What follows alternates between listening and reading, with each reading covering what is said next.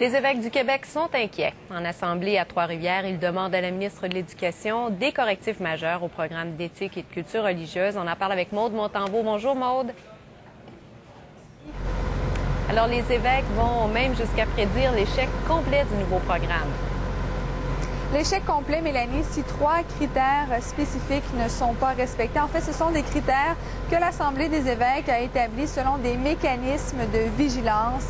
Donc, entre autres, on a fait la cueillette des échos dans le milieu, on a fait des sondages auprès des parents et on a dit ne pas tenir compte uniquement des parents protestataires. On sait que le cours d'éthique et de culture religieuse a soulevé tout un mouvement de protestation, spécialement dans la région de l'Estrie et du centre du Québec.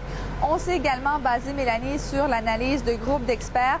Donc, ce qu'on constate et ce qui doit être changé, c'est que la réception du programme est compromise par un manque d'informations. Ce qu'on dit également, c'est que la place de la tradition chrétienne dans les manuels du primaire est insuffisante et également la formation des enseignants est insuffisante. Et comme le dit Monseigneur Veillette, on envisage l'échec du programme du cours d'éthique de culture religieuse si jamais ces problèmes ne sont pas résolus.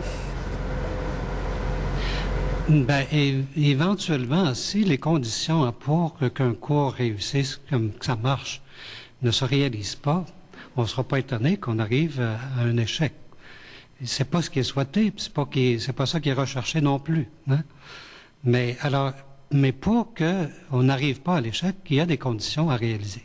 Et on a pointé aujourd'hui, là, nous autres, notre manière d'aider, si on peut dire, dans ce domaine-là. Et Maude, selon les évêques, les manuels dans les écoles ne sont pas tous de même valeur. En fait, ce qu'il faut savoir, Mélanie, c'est qu'il y a 3 maisons d'édition qui fournissent les manuels scolaires pour ces cours. Des manuels qui sont approuvés par le ministère de l'Éducation du Québec, mais qui, selon l'Association des évêques, comprennent plusieurs inégalités d'une maison d'édition à l'autre.